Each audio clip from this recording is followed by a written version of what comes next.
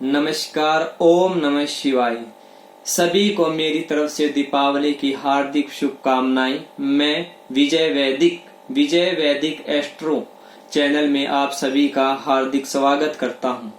दोस्तों, दीपावली के पर्व पर मैं आपको कुछ महत्वपूर्ण उपाय बताने जा रहा हूं। इन उपायों के करने से आपको यदि किसी भी तरह की आर्थिक तंगी, परेशानी, बरकत, रुका हुआ धन आने में कोई परेशानी, कोई समस्या है, तो आप ये उपाय करने से इन सभी समस्याओं से निजात पा सकते हैं। मुझे इसका पूर्ण विश्वास है और मेरा अनुभव भी है। एक होली और दिवाली, ये दो पर्व ऐसे हैं, इस पर किया गया कोई भी श्रद्धा भाव से उपाय खाली नहीं जाता। सिर्फ इसमें आपकी श्रद्धा देखी जाती है, आपका विश्वास देखा जाता है, आपके भाव देखे जाते हैं। क्योंकि काफी सालों से हम इस अनुभव के साथ लगे हुए हैं और प्रत्येक ही दीपावली के पर्व पर हम कुछ ना कुछ उपाय आपके लिए लाते हैं ताकि आपके लिए वो सहयोगी सिद्ध होए। क्योंकि हर मनुष्य को एक पैसा ऐसी चीज है, हर मनुष्य को इसकी बहुत आवश्यक, परम आवश्यक जरूरत होती है। दोस्तों, पैसों के बिना कुछ भी नहीं। एक आर्थिक तंगी वाला इंसान ही जान सकता है कि वो कैसे आप अपनी जिंदगी गुजर बसर कर रहा है। आर्थिक तंगी हो, कर्ज हो, पैसा फंसा हुआ हो, रुका हुआ हो या पैसों में कोई धोखा हुआ हो, तो मेरे बताए गए उपाय, जो मैं आपको उपाय बता रहा हूं, वो उपाय आप करके देखिए। दोस्तों, मैं 101% गारंटीड से आपको विश्वास दिलाता हूं, इन उपायों के करने से आपको इन चीजों से निजात मिलेगी, इन परेशानियों से निजात मिलेगी। अब मैं आपको उपाय बताने जा रहा हूं। नंबर 1, दीपावली की रात को जैसे ही आप पूजन करते हैं, पूजन करने के तुरंत बाद आप एक सरसों के तेल का दीपक तैयार कीजिए। ये सरसों के तेल का दीपक सारी रात अखंड प्रज्वलित होना चाहिए। अब इस दीपक में आप 2 गोमती चक्कर, एक छोटे आकार के पत्थर होते हैं, बड़े ही सस्ते होते हैं, 2 से 5 से 10 रुपए में आपको ये बाजार में सरलता के साथ उपलब्ध हो जाते हैं। 2 गोमती चक्कर लेकर उनको गंगा जल में धोकर आप उस तेल के दीपक में डाल दीजिए। जो तेल का दीपक आपने सारी रात के लिए अखंड प्रज्वलित किया है। अब आपको करना क्या है, उस जो दीपक आपने रात के लिए अखंड लगाया है, सुबह उठकर ध्यान देने वाली बात है दोस्तों, सुबह उठकर आप, इसमें तेल नहीं रहना चाहिए जब तक तेल पूरा प्रज्वलित नहीं हो जाता, जब तक आपको गोमती चक्कर को नहीं छेड़ना है। अब जैसे ही तेल पूरा प्रज्वलित हो जाता है, दीपक पूरा संपूर्ण हो जाता है, मंगल हो जाता है, उस तेल के दीपक से आप 2 गोमती चक्कर निकालकर इन्हें अच्छी तरह से साफ कर लीजिए। साफ करने के बाद इन्हें किसी भी लाल कपड़े में बांध कर आप अपनी तिजोरी में रख लीजिए और माँ लक्ष्मी से आप हृदय से, भाव से प्रार्थना कीजिए, हे माँ लक्ष्मी, आप हमारे घर में स्थायी निवास करो।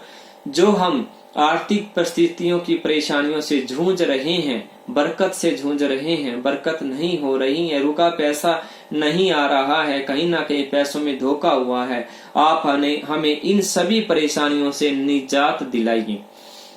नंबर 2 उपाय आपके समक्ष बताने जा रहा हूं। आप बाजार से 11 लक्ष्मी कोड़ी लेकर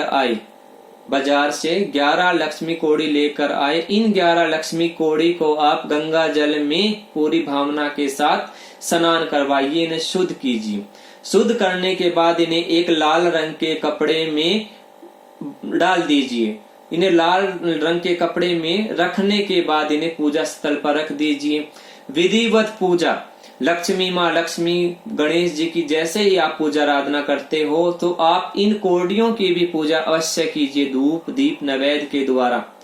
पूजा करने के बाद अगले दिन आपको क्या करना है, नहा धोकर समस्त वस्त्र धारण कर इन 11 कोडियों को इन 11 कौड़ियों को लाल वस्त्र में ही बांधकर घर के मेन दरवाजे पर लटका दीजिए या बांध दीजिए और माँ लक्ष्मी से भाव से प्रार्थना कीजिए, हे माँ लक्ष्मी हमारे घर में आप स्थायी निवास करो, कोई गलती हो कोई त्रुटि हो हमें माफ करो, बरकत करो माँ बरकत करो।